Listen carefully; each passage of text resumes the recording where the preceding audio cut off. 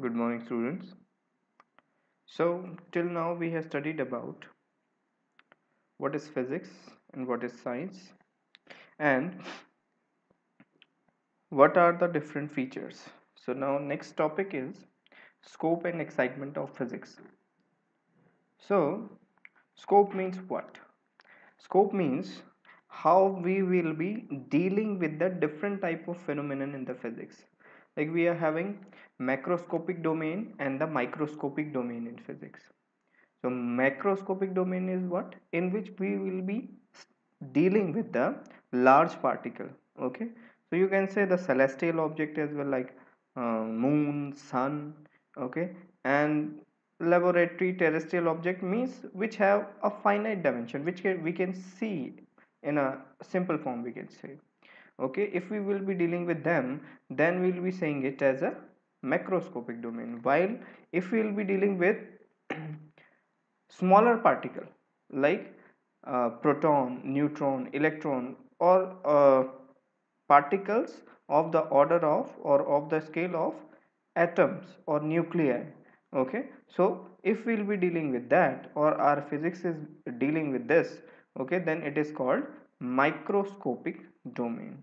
In the macroscopic domain, mainly majorly we have a branch of physics, we can say classical physics, okay, which contains mechanics, electrodynamics, optics, thermodynamics, several other things. Okay, similarly, when we are going to study the microscopic domain, we will be having a different physics called atomic and nuclear physics, okay, in which we will be studying about different particles like electron, proton, photon, okay, several these kind of particle we will be studying in this.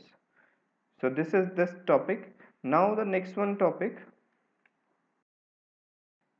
Now the next topic is physics, technology and society. So in this topic it is kind of a miscellaneous topic, so you can study this as per your interest. So in this you will be studying about what kind of contribution and what are the discoveries are done by the various scientists, okay, and what were their importance in the physics. Okay, so it's a miscellaneous topic, so you can study as per your interest. Now the next important topic, which is the most important topic of this chapter, this is the fundamental forces in nature. So there are four type of fundamental forces in nature.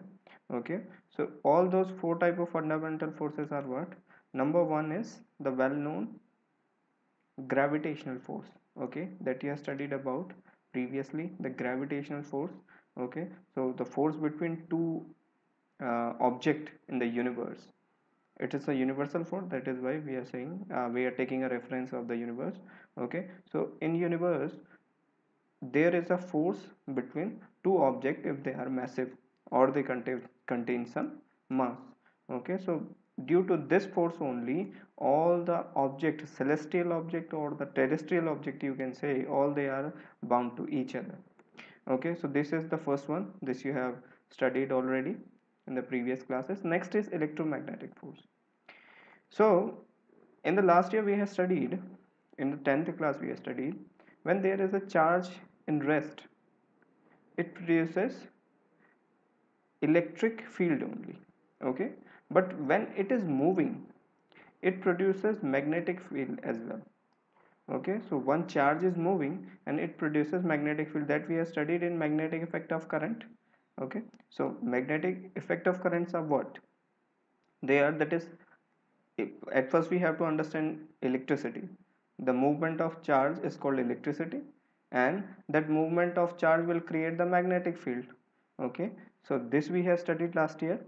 So since electricity and magnetism are correlated to each other, so we can say that this kind of force which is applied on the moving charge particle is it is called electromagnetic force. Okay, so next year you will be studying about Coulomb's law, okay, and more you will be studying about this kind of force. So now the next one force is strong nuclear force. Okay, let us take one example from the nucleus of any atom. So in the nucleus of any atom, we are having two particles. One is proton, another one is neutron, and they are confined in a very small space, and that small space is of the order of nearly 10 raised to the power minus 15 meter. Okay, so how they are attracted toward each other? While proton contains a positive charge and neutron has a neutral charge, or you can say no charge it contains. So how they are confined in that small space, and how they are tightly bounded in that space? So the answer is what? Strong nuclear force. Strong nuclear force binds those particles in the nucleus. Okay, and it is an attractive force. Okay, so this is the thing. Next is weak nuclear force. So strong nuclear force is strongest in all the forces. Okay, next is what? Weak nuclear force.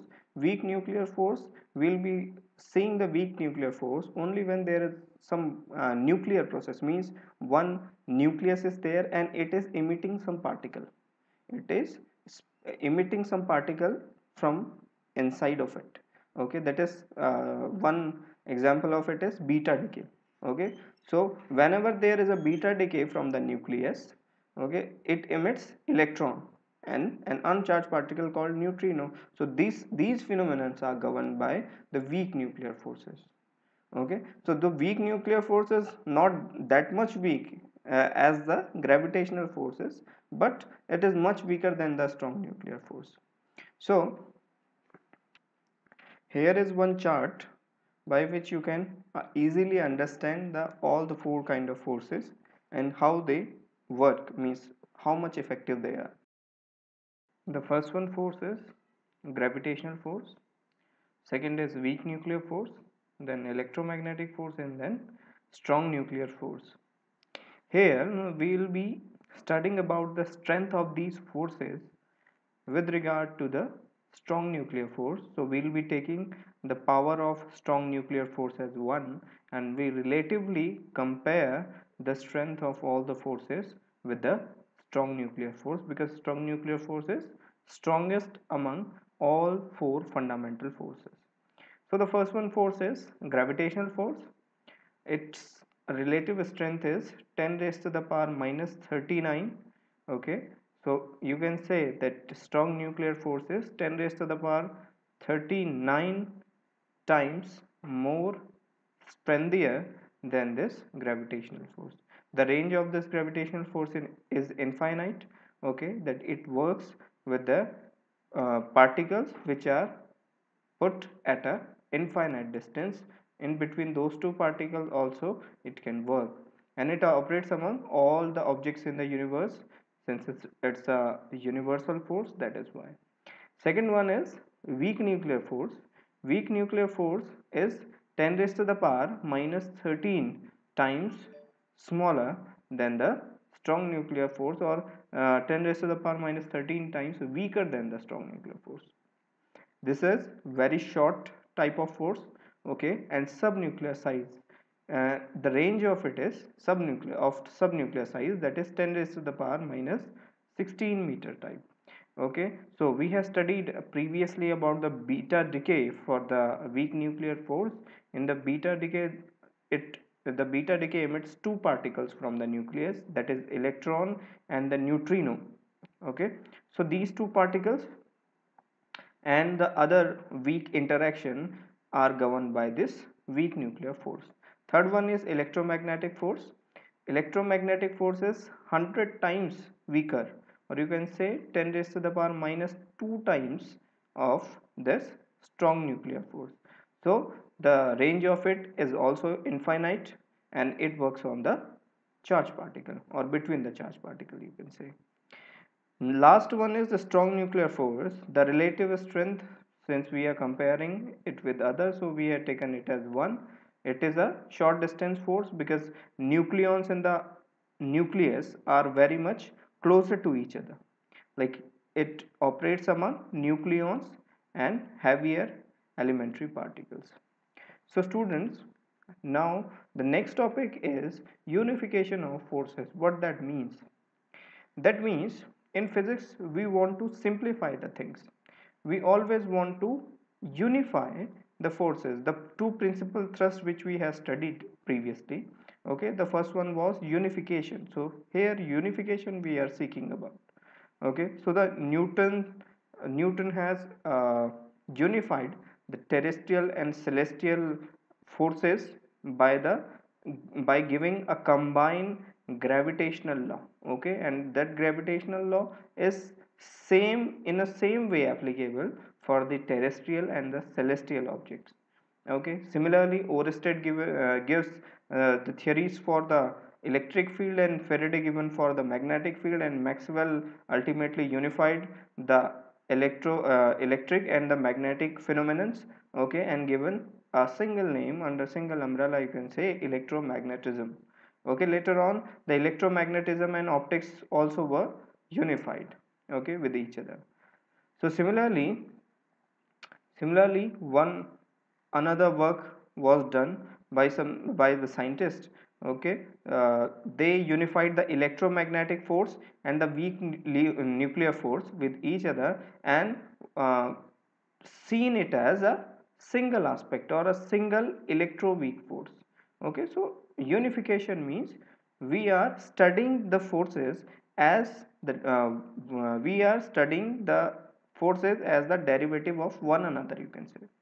Okay, so this kind of interrelation always helps in physics. So this is this. Next topic is nature of the physical laws. What is the nature of physical law?